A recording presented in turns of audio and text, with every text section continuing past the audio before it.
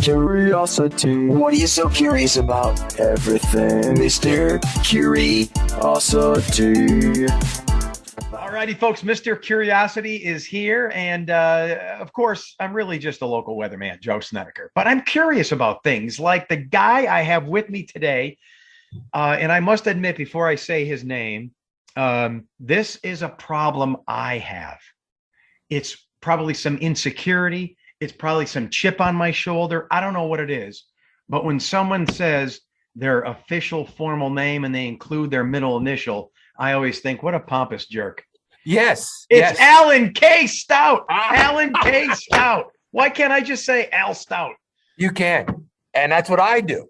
And I'll tell you the story behind that. Oh, good. See, what a great start already. It is. I'm actually glad you said that. Okay. Why do I use my middle initial sometimes? And I don't use it all the time. When I start writing for the Times Leader, okay, back in 1992, right around the time you got started, we kind of parallel careers here, Joe. Are you, wait, before you go on, are we similar in age? You look younger and better looking than me. No. You're in better shape. You're the guy biking all the time. I'm 53. Oh, I'm 55 and my hair's gray and I have pimples and you have a smooth complexion and great dirty blonde hair. No. It's not showing up. I got the grays and I got the wrinkles. Okay, I didn't mean to cut you lighting here. Good lighting. But I wrote a couple of stories for the Times Leader just using Alan Stout, and my name has no rhythm to it. You have some vibes, Joe Snedeker. Are you kidding me? The Snedeker has no vibes. It's like it's like a detour on a highway, Joe. But it's got some syllables to it. It's got some where Alan Stout is very blunt. And so I threw the K in there just as a writer for the byline in the newspaper. Okay. That's it. I don't call myself that. I don't introduce myself as that to people. Okay. I just say, I'm Alan. How you doing? Some of my friends call me Al, like, Chevy Chase, or, like the Chevy Chase video with Paul Simon. But so, you're right. Then once you start it, then you can't end it. So as soon as you were, journalist Alan K. Stout, now you can't end that. So it's got to go forever now. Then people would and so what happened was some of my friends at the newspaper gave me a nickname. They called me Alan K or AKS, and that's all right. That's cool. I mean, my middle name is Kent, so it's kind of an unusual middle name too. That was going to be one of my questions. I don't know if I like Kent. That's like almost like a soap opera name. I was a junior, and so my grandmother, named that came up with that in 1945. So you can't even blame my mom for that one. But so anyway, I was calling so how it got into the thing though, where I actually this was uncomfortable for me. So I was doing a radio show. Right. I didn't even start doing the radio show until 10 years after I was writing. So the Alan K. Stout thing was already fairly well established for people that read my stuff. And I did not call myself that on the radio. When I came on the air, I would say, hey, everybody, Alan Stout with you Sunday nights, 9 to 10, music on the menu. And I did that for 9 years.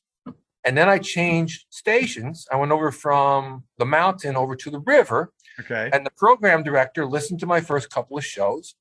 And he said, why aren't you identifying yourself on your show when you come on the air? And I go, what do you mean? I go, I always say who I am. He goes, you don't say Alan K. Stout.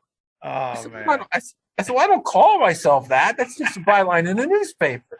I'm not like, George Hamilton in a tuxedo walking around. Yeah. Hi, I'm Alan K. Stout. How are you? Yes. And he's stuffy, pretentious. That's what I think. Exactly. And I never. And he said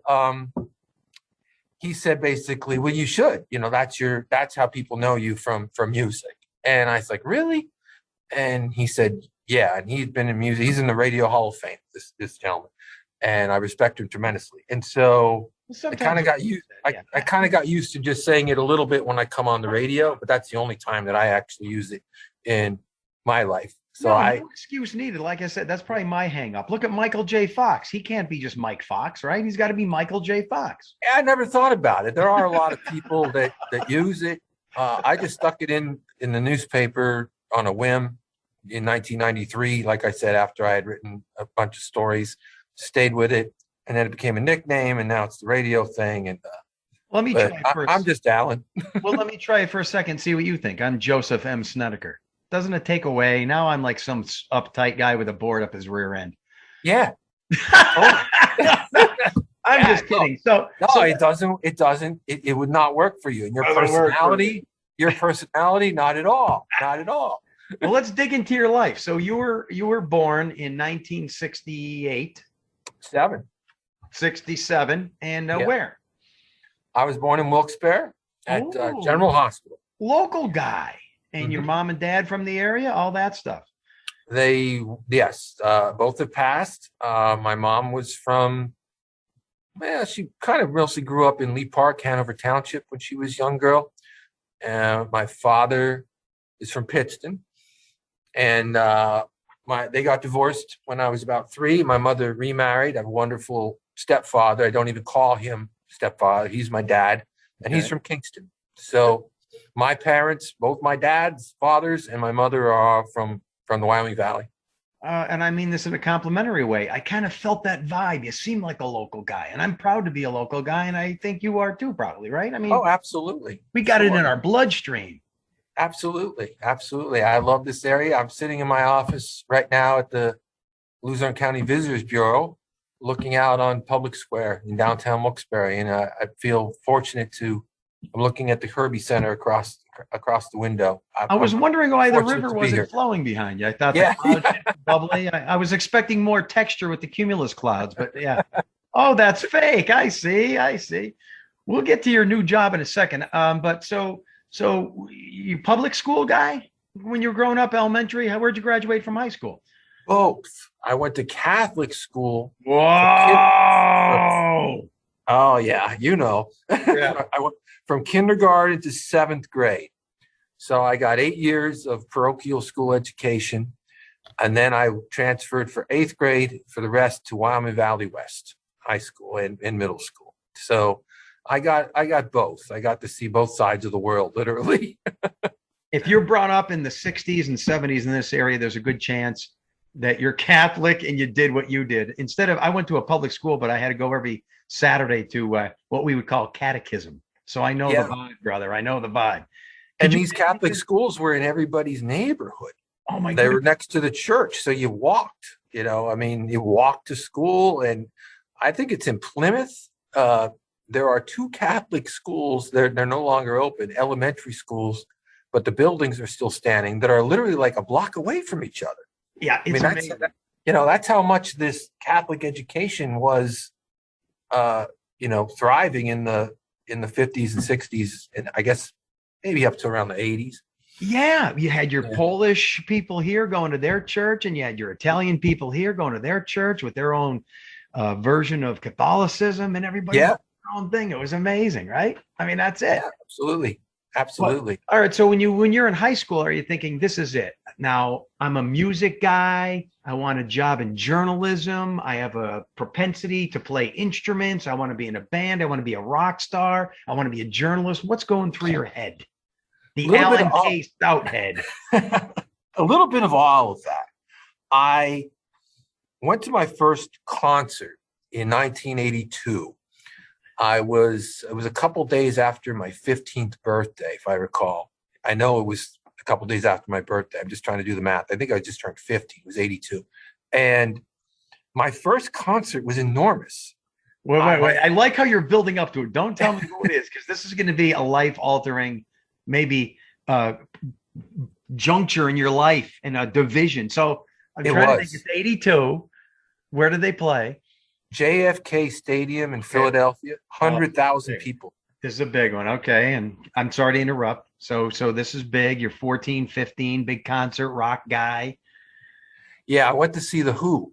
Oh, my God. I mean, if there is a proper way to start, I couldn't think of a more proper way to start. It was like baptism by fire. They had the Clash opening. Santana was there. It was an all-day concert, and it did change my life. Once I went to that concert, I just wanted to keep going to more of them because I just, the whole experience, not to be corny, but, you see the power of rock and roll. You see the beauty of rock and roll. You see the communion. You see the 100,000 people in unison pumping their arms to Bob O'Reilly, and you feel something that you'd never felt before. You've seen something you've never seen before. And you walk out of there as a 15-year-old kid, barely 15. Like I said, it just turned 15 a couple of days earlier. A different person. Yes. Really was. Who did you go with? Was it a sibling or an older friend? A buddy of mine. We were too young to drive down to Philadelphia, obviously, from Wilkes-Barre. Being 15 years old, we didn't even drive at all. My parents were cool enough to drive us down. They dropped us off at the stadium. I think they took my sister to the Philadelphia Zoo for the day and entertained themselves around Philly, and basically said, "We'll pick you guys up right here after the show." And that's what they did. We met at designated spot after the concert, and I came out of there probably a different person. Also, just as a side note for people from northeastern Pennsylvania, the day of that concert was September 25th, 1982. And since we're just having a conversation here, it was the day that George Banks murdered all those people in Wilkes-Barre. Really? Yes. And so we're driving down to Philadelphia on the turnpike. My dad's driving, and me and my buddy are in the back. We have the radio on, and we're hearing about this mass shooting in our home that's, making the news all over the United States. And so that was kind of on our mind as well that day. Yeah, but as a 15-year-old, you probably didn't really channel that negative energy that to you or to me when we're 14, 15. That's someone else's world. No, you're usually a little bit. Yeah, you're right. I mean, we were going to the concert to have a good time, and we did. But it was part of my memories of that day. Wow. At least going down there and not even, unfortunately, those type of incidents happen now in our country. I think there were 14 people killed that day, or 13 people in Wilkes-Barre, all the time. I mean, they're so common now. It's less numbing now. It's because we are numb. But back then it grabbed the whole nation's attention. I think it was the worst in the history of the country at that time for one mass shooting. And so, that was a side story to that day, which I always do think about. So it was extremely sad with children. And the fact that we see that now so much that sometimes it doesn't even stay in the news cycle more than a day. I want to talk about the positive stuff, though, more than that. I'm wondering this.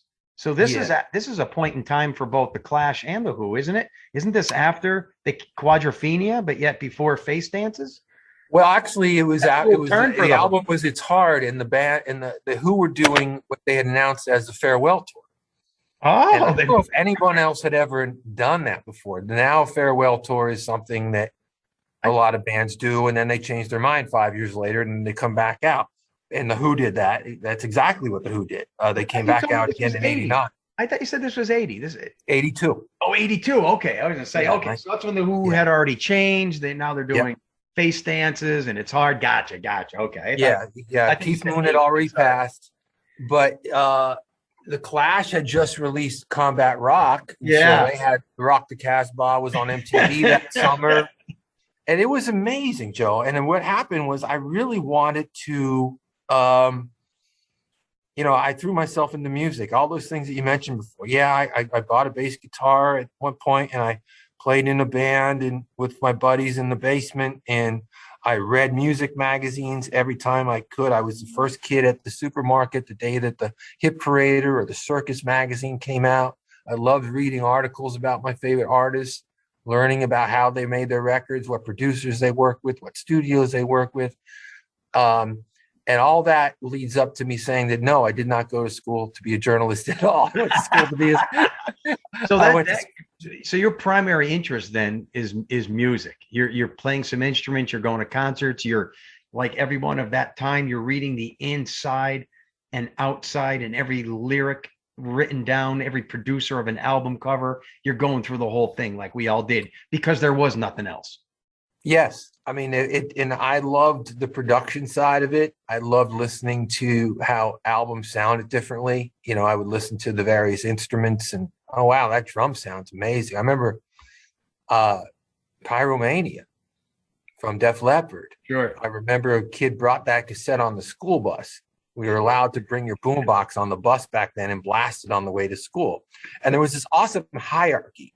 The upperclassmen sat in the back of the bus and they controlled the music. They brought the boombox. Oh man, sure they did. Right. And you listen to what they play. And you don't dare venture down in the back on their turf until it's your turf and you're a senior. And you had your turn to bring the boombox, and then you would sit in the back and control the music. So these guys, that's audible bullying. Audible bullying and physical bullying was okay. But it was cool because these guys were playing Van Halen and stuff, so it was all right. And that's how I first time I heard Van Halen was on the school bus because this kid named Corey was blasting it on his boombox. And I could literally remember sitting on the bus and their kid was playing Pyromania and thinking, I never heard drums like that before. Those drums are amazing. And then that kind of led to me wanting to know, well, how'd they do that? Oh, the producer figured out how to make that sound. Well, who was he? Oh, it's Mutt Lange. That's the same guy that produced the Cars and AC/DC. And so all of a sudden I'm diving in deep to the music big time.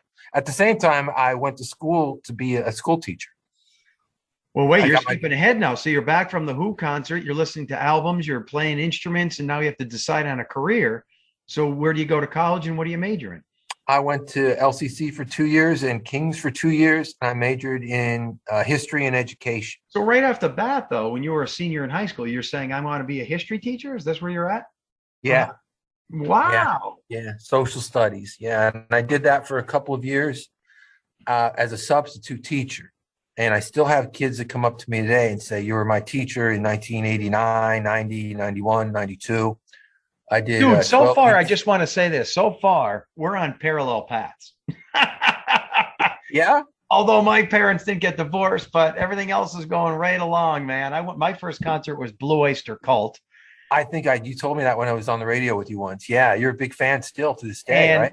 And I was a science teacher and study and meteorology major in college. So we're taking this path, man. I love it.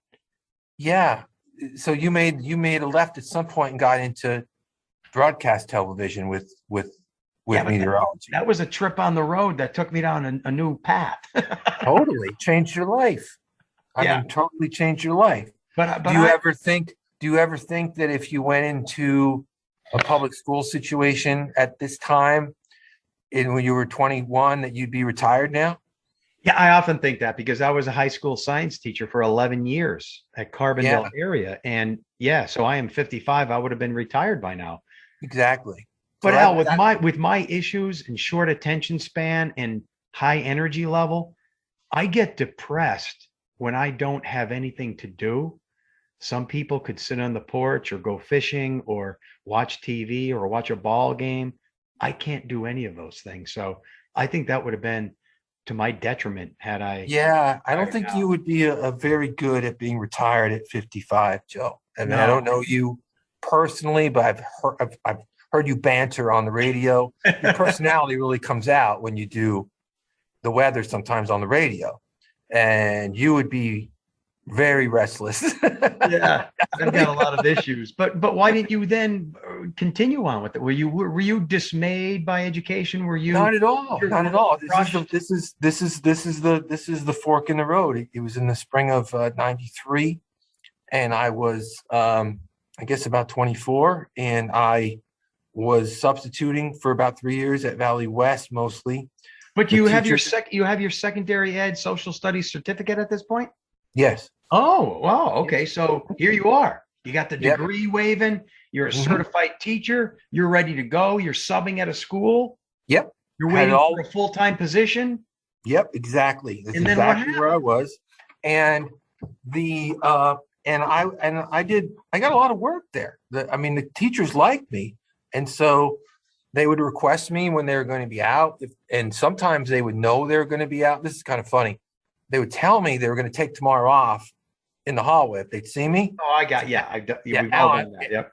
I'm going to be out tomorrow. And so the school would call me like 6:15 the next morning. Mr. Stout, can you come in for, Mr. Bruner today? And And you I'd be already like, had known, yes. I'm up and showered already, and got the suit on. Oh yeah, kind of pretending like you're still asleep. Oh yeah, sure.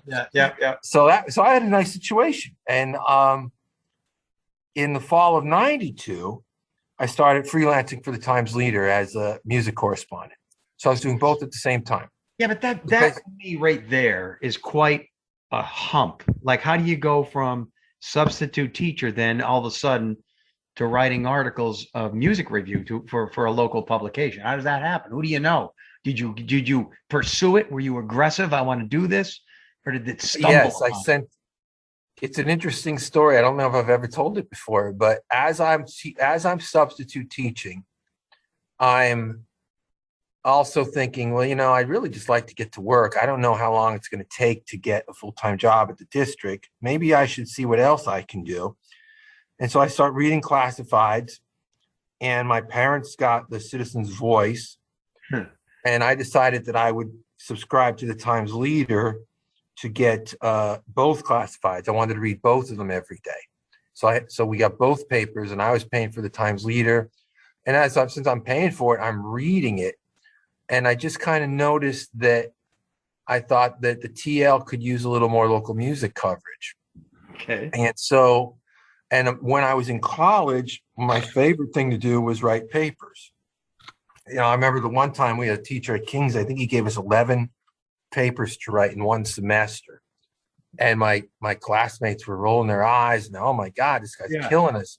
And I was like, I'd rather write a paper any day than, take a test. I mean, I could sit down, take my time with it. So I got an A in that course. I think I was the only one that got an A in that course where we had to write the 11 papers. So I like to write. I liked music.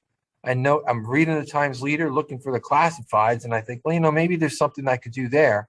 So I literally put a package together and sent it to the entertainment editor, basically saying, I'd like to write music for you.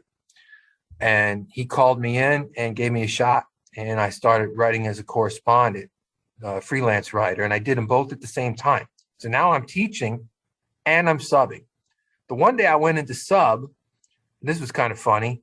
And the teacher had the newspaper open on the desk. And it was a review of like this hardcore band that I had reviewed at the factory in Wilkes-Barre. And I'm standing there in my suit teaching history, and my concert reviews laying on the desk of like this metal band. And so who that was? Strange point in my life. It really was. I never really told these stories before, but I'm like, well, when I'm young, so it doesn't matter. I'm going to get something here. It's going to be a teacher. I'm going to be a writer, but I got my foot in the door at both places. And do you remember the old Sunday Independent newspaper in Wilkes-Barre? I do not. I'm an Up Valley guy. I thought so. Sunday Independent was the biggest Sunday newspaper in Luzerne County. And that's all they did. They only published on Sunday. And in the spring of 93, they went out of business. And they closed shop. I don't really know why, because they were still extremely successful. They still sold tons of papers, and they had all the Sunday ads. And the Times Leader already had a paper in place. They had a Sunday paper out. They were way second in circulation to the Independent. But overnight, literally, their Sunday circulation just exploded. All of a sudden, they are the only Sunday newspaper in Luzerne County. They got all of those subscribers. It's always the highest circulation day anyway. And you're in there. They got all those ads, and they had jobs. And they needed more people to come in and help put out the newspaper. I had been freelancing for them for about 6 months, and I got the call that I got the job at the newspaper while I was subbing at Valley West, ironically enough. There's the turn in life right there. There it was. I got to stop you right there, because I always think an opportunity to influence and inspire others. Maybe there's someone listening now. I was going through the same exact thing. I was a science teacher and have the meteorology background, and there was an opening at WNEP. And you put a packet together in 1992 around there, right? Exactly. Because of your innate interests, because of your passions. And look what it got you. I did the same thing. I put a little packet together hurdy-gurdy, pictures of me, my weather station at home, everything I've been doing for my past 5-10 years, my interest. And I mailed it to Tom Clark. I was surprised. He called me back and he said, come on down the station. Let's see what you got. You did that. The message here for anyone out there is, I think, two things. Follow your passions, your strengths, where your interests are. And second, the world isn't going to come to you. You got to go to them. You got to get aggressive, and you got to fire as many darts out into the dark as you can until one or two sticks. That's what you did. That's what I did. And that's when the world opens up for you. Do you agree? Absolutely. Absolutely. I never thought that I would have a desk in the Times Leader newsroom, and that my job for quite a few years would be to write about music. Yeah, you made that happen, though. You created your world. That's the point here. You did it. It was really amazing to have, and then I'm in the middle of everything, Joe. Then the amphitheater opened in '94 at Montage Mountain, and the arena gets built, and all of a sudden the biggest stars in the world are coming through Scranton Wilkes-Barre, and their publicists are looking for press. Unbelievable. So all of a sudden you're interviewing the biggest rock stars in the world. It's almost like you were dropped in at the right time and place. You were parachuted into this new world. I wouldn't have wanted to do it any other time. It was so exciting. The 90s in this area for music. The Kirby had already been completely refurbished in '86. So that was up and running. They were doing wonderful shows. Then Metropolitan came in and built the amphitheater, the old one at the bottom of the ski lodge. Yeah. They were there for years before they built the new one. But they're still bringing in Van Halen and Aerosmith and everybody. And I was covering all those shows. So then the arena comes along. You're a full-time music reviewer. That's your position. That was my position. And then the local scene was amazing. The clubs, the nightlife was thriving. I mean, these clubs that we had at the time, Market Street Square and the Staircase and Jitterbugs and Sansui, they were packed with people going out to see live music on the weekends. I was one of them. Hundreds. Yes. Hundreds. So now I have to ask you, you got to give me some gossip and some dirt. Give me some of these big wigs you ran into. Give me some oddities that happened. Give me some stuff. You were with Billy Joel, Tyler, Bowie, Eddie Van Halen, Don Henley. I read your bio. You brushed with these people, correct? Yeah, I interviewed all those people. Sometimes always the interview was done like we're doing it now on telephone, because how that worked was the reason that we were doing the interview was to advance the concert that was coming to town. So they called it an advance in the business, in the newspaper business, in the record business. So Aerosmith is coming to town. They're going to play Montage on August 15th. You try to get an interview with someone in the band about 2 weeks earlier on the phone. That way you have some time to turn it around, write it, and put it on the cover of the Weekend section or the Weekender, if I was writing for the Weekender, which came later, or the Arts and Entertainment section a couple days before the concert. So it was a preview. So, hey, they're coming to Montage. Here's an interview with Steven Tyler. He's talking about the new tour. He's talking about the new album. And I imagine they're reluctant. They don't want to do it. Their publisher's making them do it, correct? I used to think that, but I was always prepared for that. I was always prepared for the reluctant participant. Yes. I really was, but I have to tell you, and you can listen to these conversations because I put most of them, the big ones, up on YouTube. It wasn't that at all. Oh. These people were awesome. I mean, they were funny. Billy Joel and I were cracking up laughing a couple of times. He held the receiver up to the phone so I could hear his daughter getting the piano lesson in the background. All right. That's excellent. And I said to him at one point, he said, hey, check this out. Listen to this. And I hear a piano. And I said, what is that? He goes, that's my daughter. And he goes, she's getting a piano lesson. I said, who gives her a piano lesson? And he goes, I have a guy come to the house. Like, he didn't give her the lesson. Yeah, the piano man not giving the lesson. Unbelievable. I didn't think he was good enough. And so, I had a lot of experience. Bowie was a lot more engaged. I figured he would be aloof, totally uninterested. His persona, exactly. I would think Bowie would be rebellious in this interview process. Not at all. He was on a bus. He was going to Pittsburgh. So he was calling on a bus, and I was sitting in the newsroom, and great conversation with David. He was funny, engaged, Yeah, laughed a out of lot. here. And are you one of many, like they have to do, say, 10 that day? Are you just in the chain, or is this a fairly unique experience when they're doing this? I don't know. I think we were successful for a couple of reasons in getting them. I know that they would sometimes only do one in the market, and sometimes they might only do, like with Neil Diamond the one year, one for the whole tour, and I was able to get it. Oh, that's excellent. Because a couple of things. I built up a really good relationship with the publicists and the record labels. The artists, I quote people accurately. I recorded these conversations. And so I know that the artists were happy with the articles because it's exactly what they said.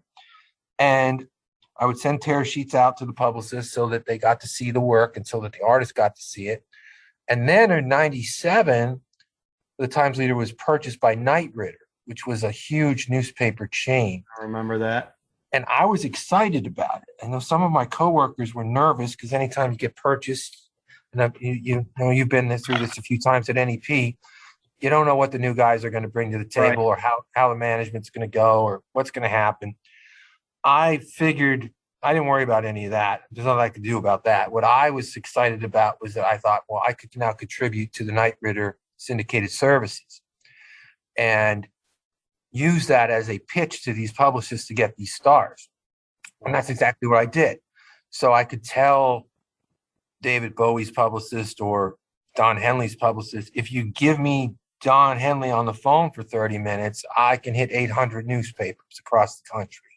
We could reach millions of people. So what a grab. Yes, it's local, but it's national because you're attached to this national name, this national. Yeah. And so that was cool. My story started running on the national wire all over the United States. And I would hear that it ran in the Chicago Tribune or the Philadelphia Daily News or Fort Worth Star-Telegram, Miami Herald. And that helps too. Certainly, that was certainly worth any artist's time. Hey, you can advance the whole tour if you talk to this guy in Wilkes-Barre for a half an hour. So, that worked well for our readers. No, our readers got to read them. So someone like Don Henley, I mean, I am a big Eagles fan. I'm a big Don Henley fan, but at the same time, Don Henley seems a little bit of a control freak, a little bit of there's an arrogance there. Did that come out or not so much? Was he? Do you have recollection?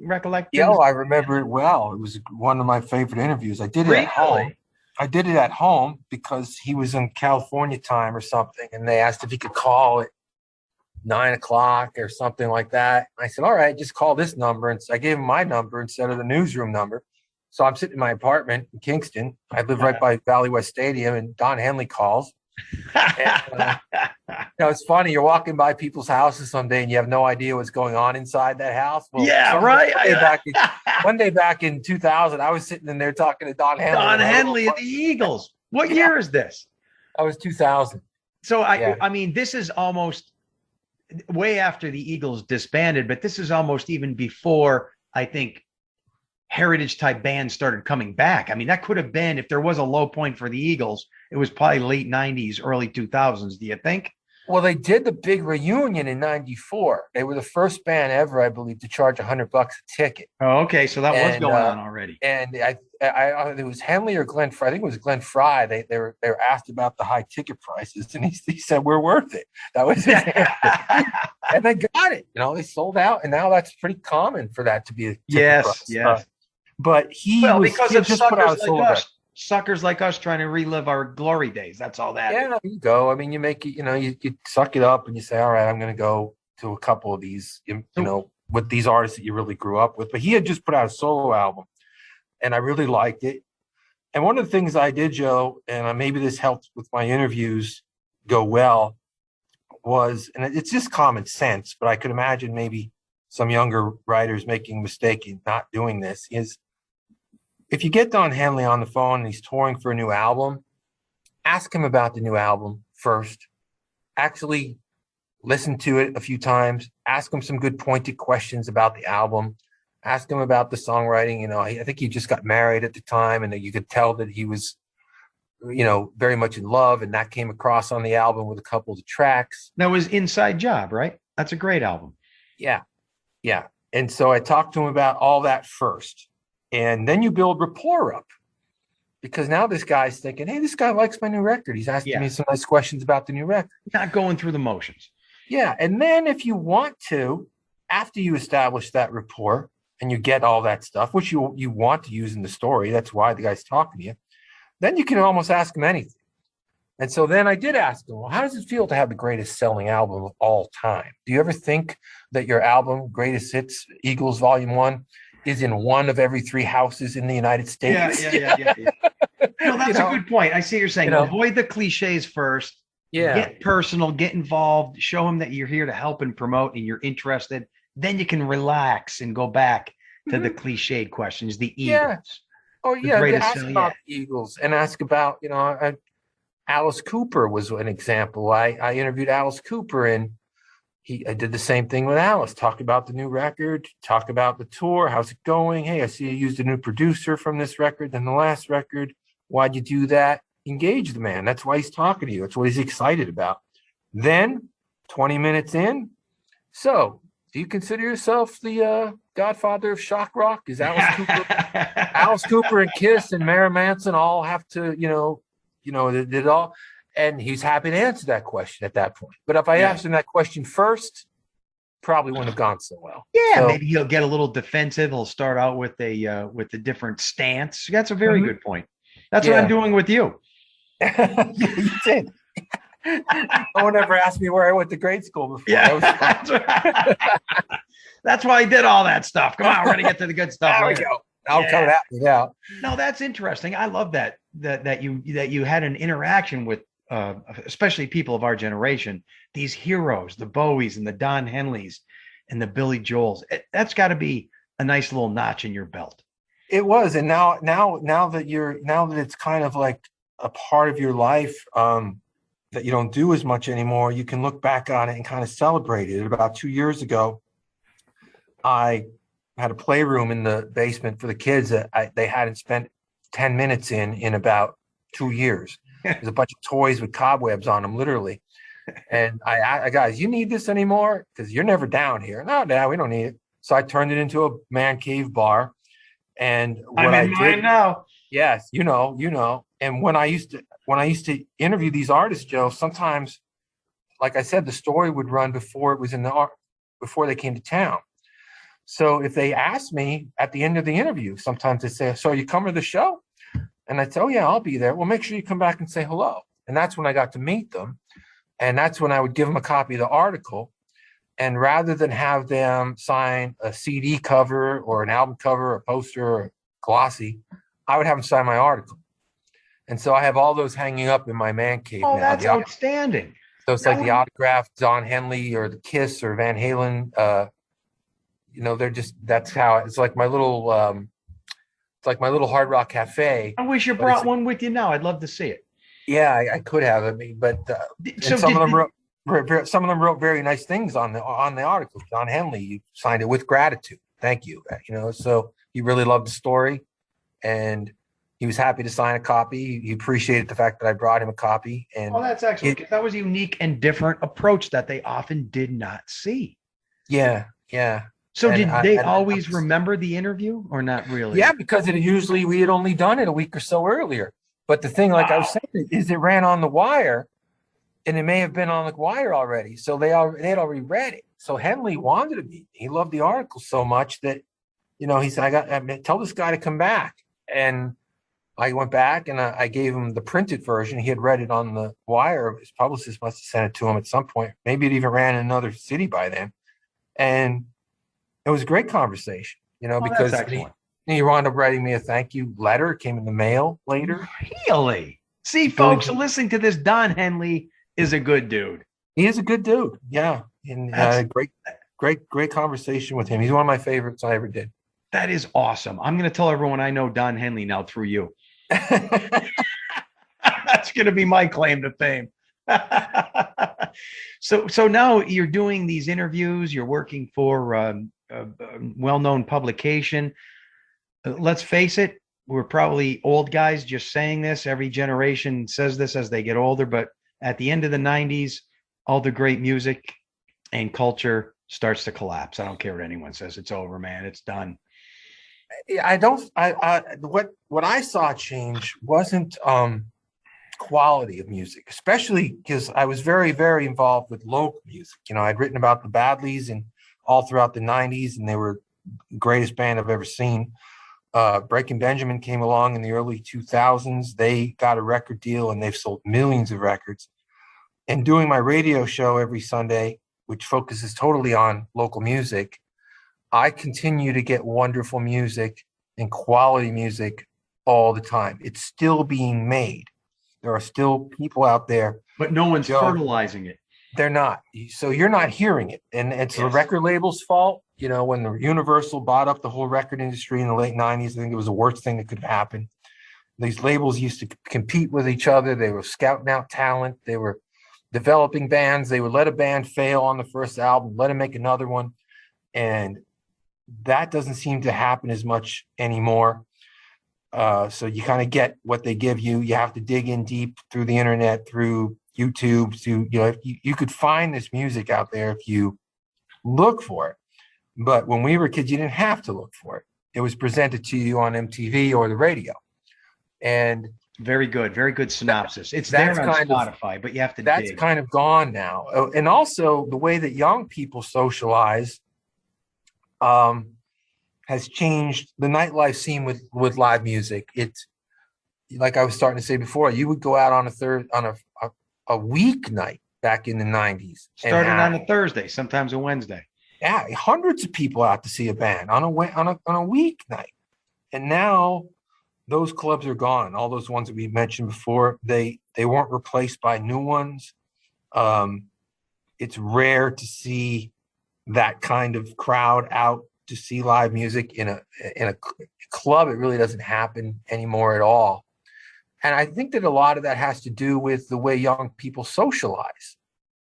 When we did that, we were going to hear the music, but we were also going to hang out with friends. The girls were going out to see if they could meet some guys. The guys were going out to see if they could meet some girls. Hey, let's go to the club. We'll see the band. The band's really good.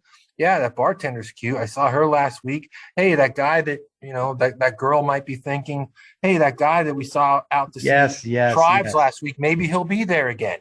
And that was a part of the way people socialized. But now you bypass all that with this, right? You bypass Exactly. Here you go. And it's not their fault. It's not their fault, right? It's not. We didn't have that shortcut. We didn't have the shortcut. And so you would go out, and the music was a big part of it. And I wrote about it every Friday for 15 years. And it was so much fun. But the socialization component was a big part of it too. And that's hurt the bands. So did you feel the collapse? Did you feel like, oh my goodness, my career, times are changing. This may not be lasting, as long as I had hoped.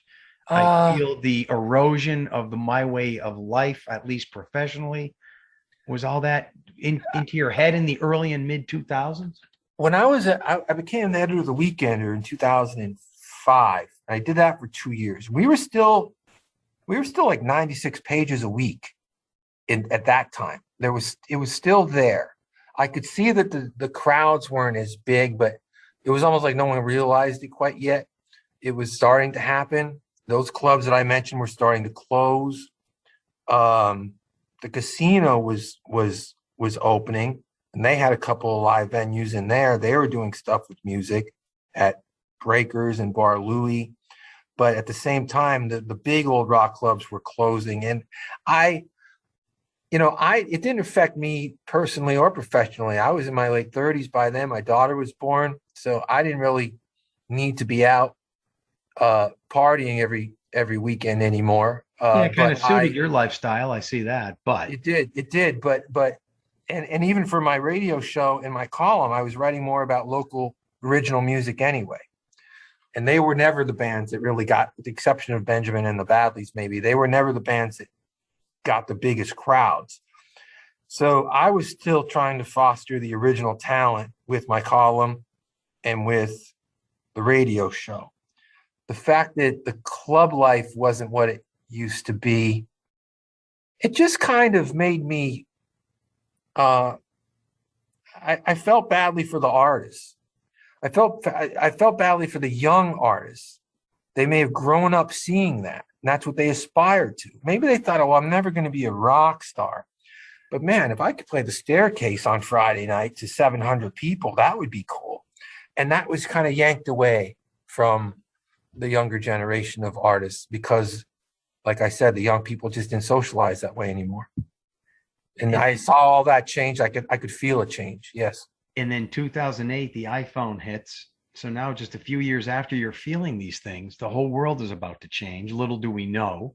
2007, 8, 9, 10, iPhone, social media, Facebook, the continual collapse of, I guess, what you would call band rock, your traditional bassist, drummer, guitarist. I mean, it's there, but it's not in the forefront like it was. It's not no longer streaming through the blood vessels and corpuscles of youth.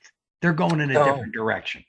No, they are. They are. And, like I said, they're out there. There are bands that are still making records like that. They'll do it independently. Will they get signed by a label like Universal? Once in a while they will. Will they try to develop them? Sometimes. But there was a time when everybody was competing to have that next band. The labels were. And there was an audience for it. You cross over to radio. Yeah, it's a tough time to be a young rock band. It really is. And they're still out there though, and they're still. I know. But you said, like you said, you gotta search. You got to do some aggressive homework to find it and to find them.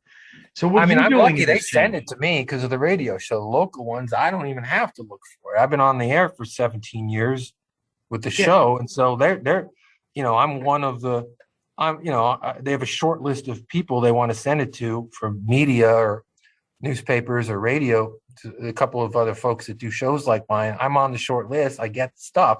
I'm lucky, and I discover great music. But yeah, that's not. If I were to graph the here's the. I hate to say this. Here's the.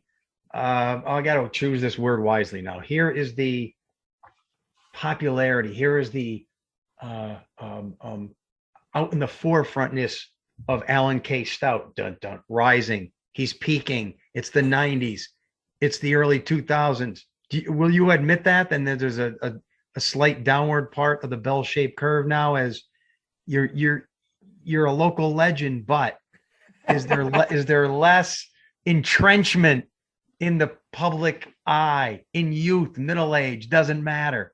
Alan K. Stout peaked as a local icon in 1999, in the 90s and early 2000s. I mean, that's okay.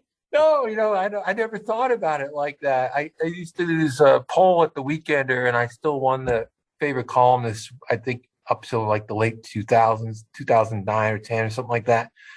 And I don't know how that happened because that's 10 years ago already, buddy. I didn't do any campaigning or anything. It just they wrote my name down.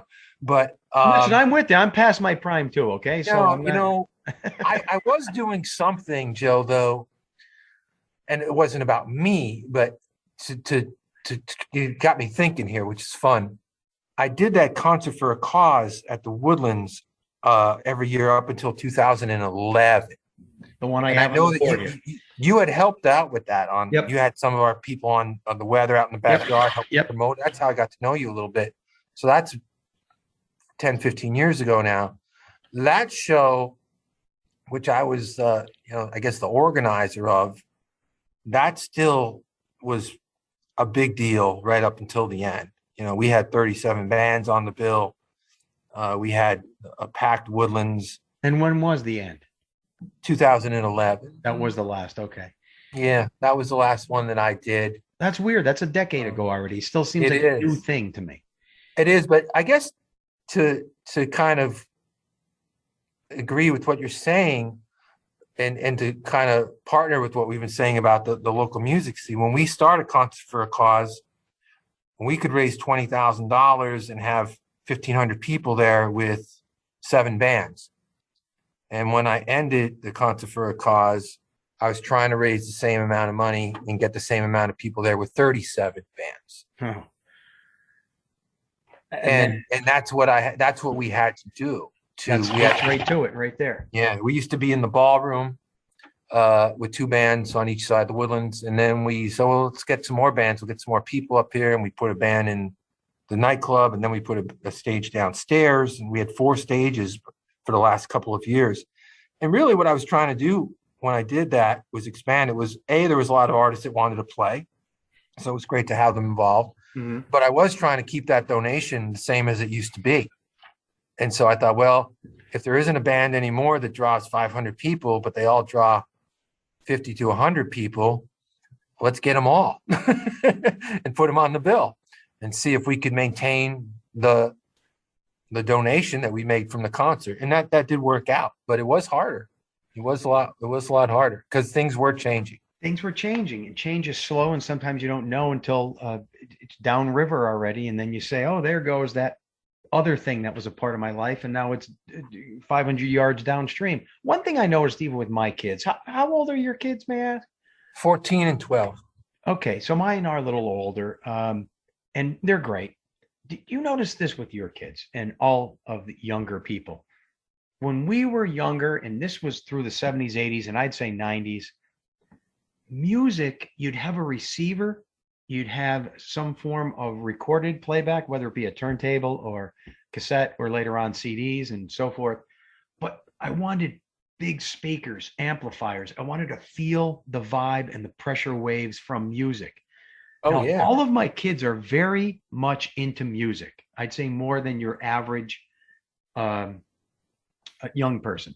But yet, none of them are interested in a high fidelity sound system. I bought my son one when he was, I think, in 10th, 11th grade, and he's had it at college and so forth.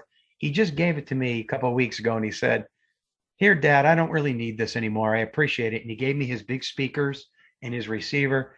And I said, well, what? What are you listening to now to feel the music? And he replaced it with a Google device as big as a toaster. It seems they're satisfied with just that instead of this. I think this goes with the concert experience that we're talking about, to feel the pressure wave and the thud of the drums and the bass. They're not after that anymore. I don't know why. That's one of my joys of life. Yeah, I mean, if you remember, there was almost when we were in high school, the size of your boombox mattered. I mean, like your component system. You would build your stereo system up sometimes. Yes. Piece it together. I'm going to get a great turntable, and I'm going to get a great cassette deck. And I'm going to get these huge speakers. I'm going to get 12-inch woofers, right? I remember there was this guy that used to work at Boscov's, and this is something kids wouldn't relate to at all. He was from Russia. He spoke broken English, and he could put a car. He would install the car. You'd pay the guy to put the car. Your car didn't even come with a stereo. You get this old hand-me-down car from your parents from the 70s at a dashboard. If you wanted your cassette deck, you had to go buy one. You step it up, man. Then you get these, and then so that was your thing. Well, I'm going to invest in this. The stereo system was literally sometimes more valuable than the car. They're not interested anymore in that. No. I'm not saying they're not interested in music, but they're interested in it from a different angle, and I don't know what that is. Rock music and loud music is a source of energy and tribalism, to feel it, to get excited from it, to get energy from it. And that's gone somewhere now. And I'm not going to be the old guy making fun of rap. I see their value in rap, but that when I listen to what my kids are listening to, some rap songs, for example, I'm not feeling elated. I'm not feeling energized. I'm not feeling a vibe of revolution and zest for life. I don't know what that music's doing. It's doing something else. Yeah, I agree with you. I respect anybody that's out there recording and writing music, and if it's connecting with young people in any way, right. that's great. I'm trying to understand it. I'm not trying to criticize it.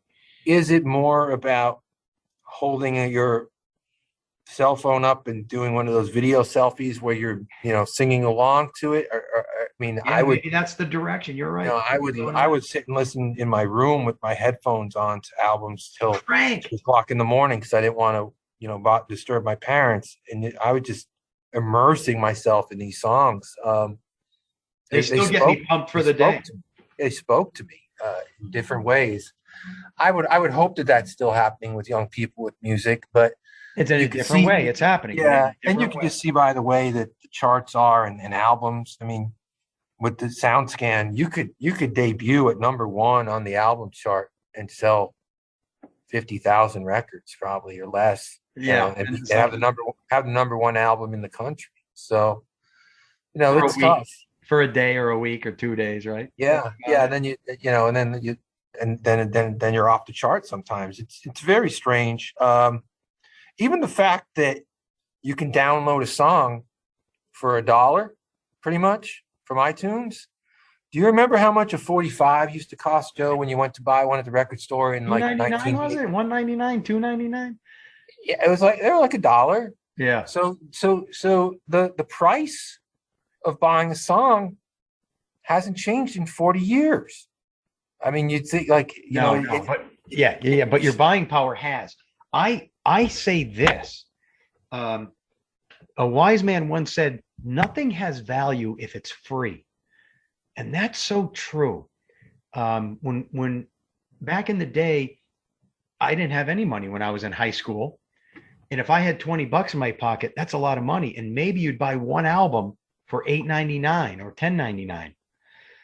Now, for $10 a month on Spotify, I can digest the entire music library on planet Earth. Yeah. And I think it is that's one of my bills where I almost say to Spotify, "Do you want more? Are you sure this is it?" I can't believe how disposable and cheap music is now. And I guess it's the artists that are paying the price.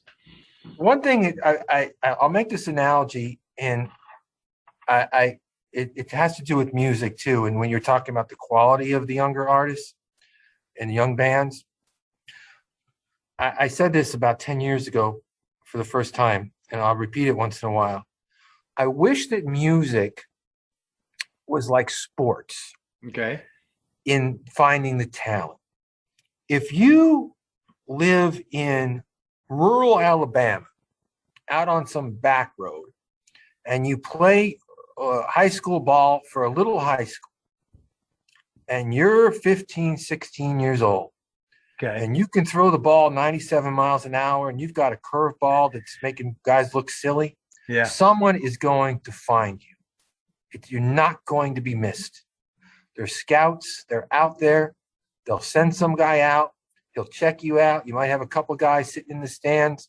They network. They know what's going on. Coaches talk to guys and female athletes as well. And they will sit down at your kitchen table.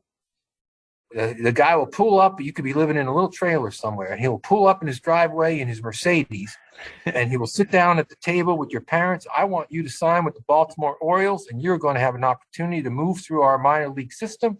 And if you continue to advance, you will become a Major League Baseball player." And that's how it happens. And there's no nonsense. It's pencil in your sport.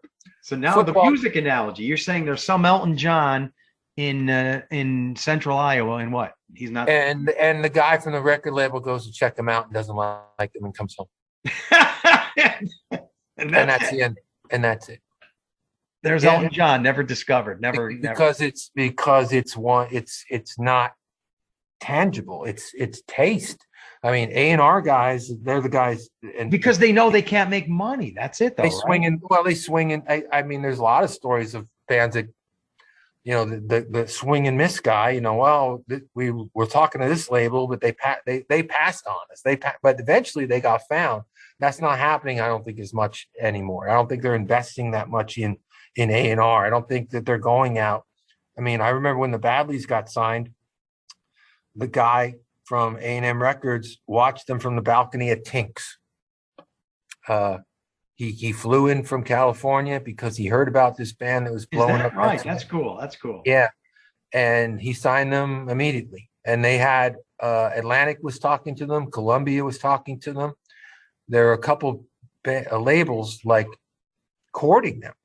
Is this like River Songs? Is this that time period or after? Yes, yes. Okay. And so that was really an exciting time for that band. And I, I was talking to their manager all the time. How's it going? What's going on with the label, and doing stories about the guys. So I knew what was going on, and it's the way that it should have happened. They made an independent record. They sold 12,000 copies here in Pennsylvania. They were getting airplay. They had management. They had a great band. Got people's attention. People came out, saw how good they were, and they got offered deals. That's how it should happen. I don't think it happens as much as it should today with younger artists. And I think there's a lot of people that are, missing it. And that's why I like to make that sports analogy. In sports, they don't miss. It's a good analogy. You're right. But I think because they have a vested interest in making money, and maybe it's less so now for the record companies, which are fragmented and dissolved. Yeah, I mean, they look at it as, how would this appeal to everybody? I mean, but what would an A&R person say today if they saw Bob Dylan? I mean, playing, his voice isn't that great. He doesn't have a lot of stage presence. How are we going to put this guy in a video? I mean, thank God those guys came along before all that mattered. Yeah. Because we never would have heard them today. Or Eddie Van Halen. Who plays a guitar like that? That's not how you play a guitar. What's that noise you're producing? That's not what we want, right? Yeah, right. I couldn't believe the other day I read an interview with a producer who was a part of John Lennon's recording of Revolution. Did you ever hear the story? Where when he made that distorted intro to the song Revolution.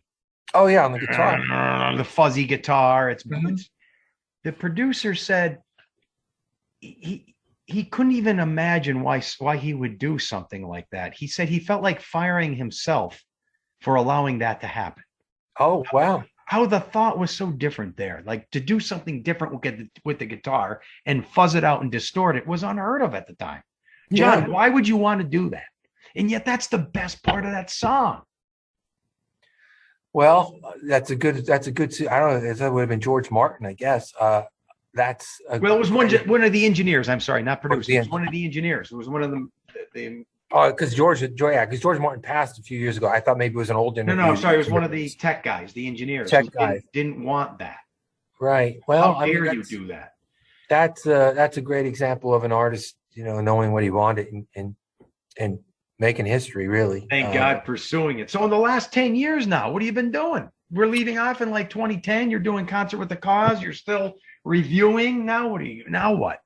I went over in 2011 and I took a job with Big Brothers Big Sisters. I thought that I was a little worried about the future of the newspaper business. I was only in my early 40s and I thought, man, I gotta work 20, 25 more years. Talk about, newspapers made a mistake in the 90s when they put everything up online for free. Everything was, they train their own readers to read the paper for free. And after a couple of years, all of a sudden circulation's going down. Well, what did you think was going to happen? And so they've done a lot better recently of making up some of that lost revenue with online ads and stuff. But for a while, they really couldn't figure it out. And I thought I better do something else. I still love newspapers. I still read them. I still have friends there. I still contribute as a freelancer sometimes. I hope they're around forever. But I went over to Big Brothers. So it's not a journalism role? No, I got into marketing at the Times Leader too. I ran the newspapers and education program for a couple of years, and I got to more of a marketing position. And a lot of journalists, as you know, go into PR, public relations, and I wound up basically doing that. So I was communications and marketing, events. I got involved with Bowl for Kids' Sake. That's how I got to know Tom and Noreen Clark really well. Great people that were so supportive of that event. Then my role expanded at the Big Brothers Big Sisters with Catholic Social Services, and I wound up doing more of the publicity and the PR for the entire agency. Even though it sounds very fulfilling, I think there was a little void in your heart, though. You missed the writing, you missed the reviewing, you missed the journalism, you missed all that. Well, I kind of I left the paper on such good terms that I could kind of parachute in when I felt like it. So, like I remember a couple times when I was at Big Brothers Big Sisters, like Kiss were coming to town, and I would reach out to the editor of the Times Leader and say, "Hey, do you want me to interview Paul Stanley? I can get him." And You said I'm Alan K. Stout. well, there was a band I had a nice relationship with. So I would freelance and cover some concerts during those years and do some interviews with the ones that I really wanted to do. But at the same time, and I kept the radio show always. Yes. So I was still on the radio every Sunday, and I never left that. So I've always been supporting the local artists, playing them, celebrating them. I don't really like to use the word supporting because it sounds like it's a chore. Enjoying them and putting them on the radio and giving them the exposure they deserve. So to answer your question, I enjoyed the Big Brothers and the Catholic Social Services work. I kind of enjoyed being on the other side of things. I was the guy that used to get the press releases. Now I was writing the press releases, and I kind of knew what was required to get us the publicity that we needed. I knew if we were a PSA, Joe, that was on NEP, Big Brother, we did a different one every year. And I was basically the one that organized that whole thing. I was the one that, reached out to Scott Cannon at Video Innovations and worked with the caseworkers to make sure that we had some volunteers and I set up where are we going to shoot it this year? Let's do it down by the courthouse. I wanted the backdrops to be local, so that people would realize it wasn't a nationally produced commercial, but that it was local program with local kids. And I enjoyed doing all that work. You could see the rewards. Sure. Oh my goodness, yes. But yet in the last few months, you felt you needed a change. Well, with my new position, you mean? Yeah, I thought that's what led up to this new position. Yeah, Or is there something I'm missing there? No. I mean, I'll be real honest about it. During COVID-19, Catholic Social Services, we went through what everybody did. We were told to work from home for about a month. No, we were laid off for a month, a lot of us. And then we were brought back for 2 months during the payroll protection plan. Okay. And then when that expired, a lot of us were let go, including me. Wow. And so no hard feelings and this at all. Just recently. Yeah, that was last June.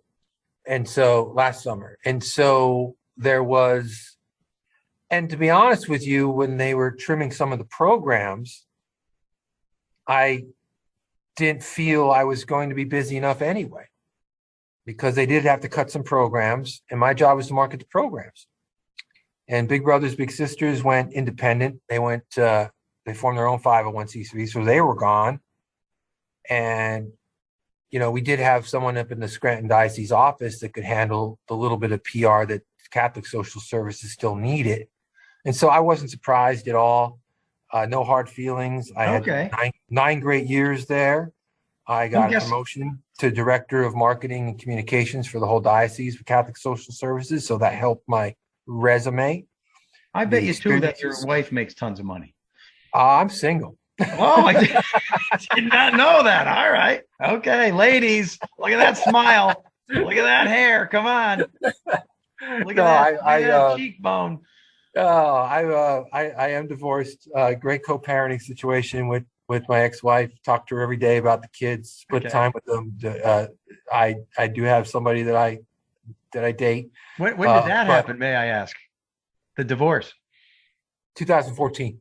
Okay, so not that distant. Okay. I mean, so hey, your life gone through career changes. You've seen the fall of industries. You've seen, these tidal waves of one enterprise coming in and then one waning. You've seen it all, dude. You do, and you gotta hang in there. I saw the newspaper industry towards the end of my time there start to struggle, personal struggles with going through a divorce, seeing changes, going through the Catholic. So COVID-19 was, what I think those changes were going to be happening at Catholic Social Services anyway. I really do. So I'm just grateful that I got some great experience there and was able to broaden my resume with marketing, communications, public relations, that I wasn't just seen as Alan K. Stout from Music on the Menu anymore. But I had a lot of I had a lot more on my resume, and that led to me eventually getting a job that I have now, which, you know, I'm absolutely thrilled with. But look at this, local clubs, bands, the music industry, your journalism reviews of it, your relationship and careers. You've seen the ebb and flow of all of these things. It's pretty interesting, I think, right? Oh, yeah. And you're riding them out and you're staying positive and vibrant. Yeah. I mean, what else can you do? You gotta buckle your chin strap and say, okay, what's next? And sometimes it's hard, you know, in the middle of all that stuff with my divorce, my mom passed away at the same time. And she was only 69 years old, and non-smoker, wound up getting lung cancer and didn't even smoke. And so, yeah, you got to push on. You know, my kids certainly were inspiring during that time. You got no choice. I mean, you know, you can't fold the tent. You got to stay tough. Yeah. Is there such a link to radon, or do they try to match it up to some environmental? You know what? I do have a theory on it, Joe. I know. I'm glad that we do a lot better these days than we did when I was a kid, when you were a kid, and certainly when my mom was a kid, with secondhand smoke. My memories of my grandparents' house were wonderful. It was like my second home. They were like parents to me. I was there all the time.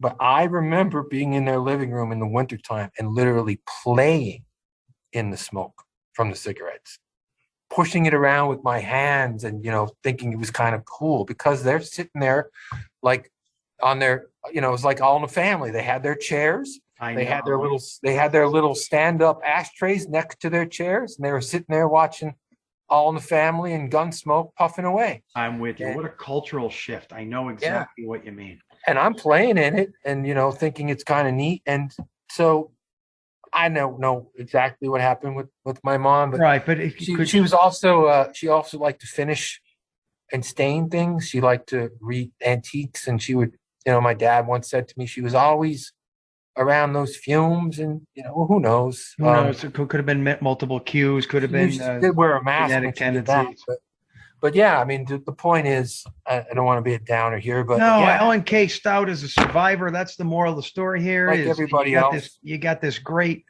career, and you got these, so to speak, trophies of experience placed up on your life shelf.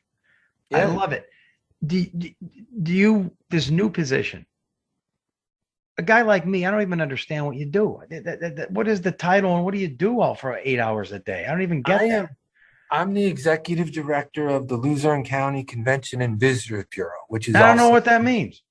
Well, visitors bureaus that's great. I'm glad you asked. A visitors bureau, they have them in every county or community. It's a place where people can find out what to do in this community. So if you come into our office, it's full of brochures on attractions. And it's everything from the arena to Ricketts Glen Park to the River Common to Hillside Farms. I mean, we have a survey of all the top 20 things to do in Luzerne County. So we promote what we do. We promote the quality of life here. We promote things to do. Our goal as an agency or as a bureau is to get people to come here. Our office is funded by the hotel tax, so it doesn't cost the taxpayers a dime. Oh, that's interesting. Very interesting. So, you know, in every state has this, from what I understand, or most. And so you come, you know, it doesn't really hurt anybody. If you go to stay in a hotel somewhere, Joe, and it's going to be $140, and then you end up paying 165. That's not that much. It's like 2%. So that's interesting. So it's not a lot of money for an individual. It doesn't hurt anybody. You're not going to, we're not going to stay there now. I'm not paying that extra $4. But what it does in the why the Kentucky accent? But what it does is in the whole till, it goes in and it helps It helps fund the arena. It helps fund the Visitors Bureau. It all goes back into investing in the community. And so what we do is we take our revenue from the hotel tax and we invest it in things like the Keystone State Games. We'll sponsor something like that, which brings amateur athletes, and they come here for a week and they stay in our hotels and they eat in our restaurants. And that event brought in millions of dollars to Luzerne County just last week. The Air Show, the River Fest, that's things that bring people in. Getting back to music, the Rock in the County and the Rock in the River music series that we've done the last few years. We've got 3,000 people down at the river watching music, enjoying the beauty of the Susquehanna River and the Market Street Bridge. And so these are all things that we do here at the Visitors Bureau. And you're bolstering pride in the community. Well, what else could you ask for? I love it. Absolutely. I mean, you come into this county, and we have people that come from all over the upper northeast part of the United States to go to Ricketts Glen, to go on our trails here. To go, we did a survey a couple of years ago of the top attractions, and of course, it's the casino, and it's the Penguins, and it's the arena, and it's the Kirby, which I'm looking at right out my window right now. Fabulous Kirby. But it's also outdoors. It's the tubs, it's hillside farms and going out there and kayaking on the Susquehanna. I just did it. My son and I did 14 miles last weekend. Oh boy, that must have been a long one. I get bored after an hour or two. That had to take a while. We were out a long time. We hit a couple of tricky spots, which is the best. They're the best. Kind of fun. I love that. Man. I love the challenge of, hey, they tell us the night before, Joe, the guides, they said, look, this is a funny story because no one was hurt, so it's funny. So I'm going to take my son on Riverfest. I had done it myself before once, but I wanted to do it with my son, and he's old enough now. So I call the guy. My ex-wife, mom's worried because the river was high a couple weeks ago. It was up to like they always worry 9-10 feet. They won't even do Riverfest if the Susquehanna is over 5 feet. So you don't have to worry about it. It's not happening if the river's dangerous. But anyway, I still make the call to the kayak guy, and I say, look, I'm going to be out with my son. I've been on the river before. But this is my first time with him. His mom's nervous. Can you give me some suggestions of safety? He goes, you'll be fine. The river's low. You've done it before. You're going to be with a group. Guides will be there. You're going to have a great time. Like, fine. So I said, because I don't want to wind up in the river with my son. I mean, that would not be good if we capsize. That would not be good for mom. No. And he goes, that hasn't happened in like 25 years. You'll be fine. We get up there. They did one Friday night, the short one for Pittston to Wilkes-Barre. And then Saturday, my son and I are doing the longer one from Harding to Wilkes-Barre. Get on the school bus, drive us up to Harding, get out there. The kayaks are all side of the river. They hand out the life jackets. They give us a little speech. The guy goes, now be very careful when we get to the Pierce Street Bridge. There's a nasty current there, and the guy wound up in the river last night. Oh, man. Exactly what he told me. Exactly what he told me hadn't happened in 25 years. Happened the night before. Well, you just don't tell mom that part. That's all. No, I didn't tell her that. So we got to the Pierce Street Bridge, and I was real aware of that little current there, and I was able to avoid it, and there was no problem. So, that's it. You got to man up and just dive right into it. You know what I mean? It. Yeah, we had a great time. Never show any sweat on the brow. So I mean, that's what the Visitors Bureau is here to invest back in the community, to support events, to support attractions. We meet with the Restaurant and Lodging Association in Harrisburg. We get trends. We see how people are doing through COVID. There's this group called PA Sports.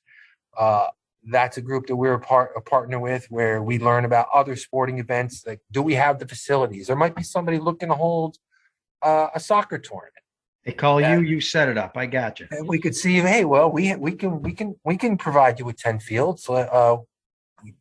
We have hotels. We can help. We can help make this happen for you. And that brings people to town. They stay here. They eat here. It fills the hotels up. The restaurants are full. And everybody's happy. Well, Alan, your career has been moving in like 10-year increments. So this could be the last one. Then you'll be 63 to retire. I think this might be my last stop if they keep me. I'm only here for 5 weeks. I haven't screwed up anything yet. Not too bad anyway. So they might let me hang around. I wish you well on that. And if you ever need me in the media, let me know. I have an idea for that, and I'm going to be talking to you about that. Ooh, Actually, folks, you hear that, baby? That's something coming down the pike. your name came up at a meeting here. My first day, actually, you and a few other people from radio and television that I thought we could have some fun with the Visitors Bureau. You know, if it's good for the people, it's good for me. I'm in, buddy. Yeah. I'm in. I know you will be. It'll be fun. It'll be easy. It'll take you 5 minutes or 10 minutes someday, but we'll have a good time with it. We've been going an hour, 20 minutes. I'm afraid I'm going to be too boring to people. Do you think we better cut this thing off? How about we end it for those YouTube watchers? You got to put those shades on that you started with. And Yeah. And I was looking down a lot. So if you're watching on YouTube, I was looking down at my screen. Joe, so you might just see the top of my head here. That's all right. Those grays. Joe said I got them. Since your first concert was The Who, I'd like to see you put those shades on and do The Windmill with Pete Townsend. Could you do that? Now you can't be on. Well, it looks like the wall disappeared part of your arm, but it looks good. Man, I thank you for chatting for an hour and a half.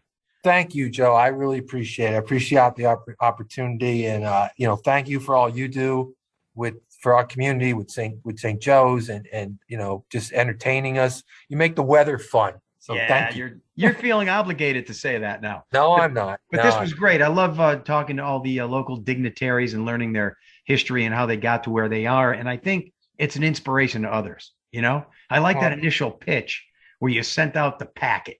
You know what I mean? As a substitute teacher, because I did the same thing.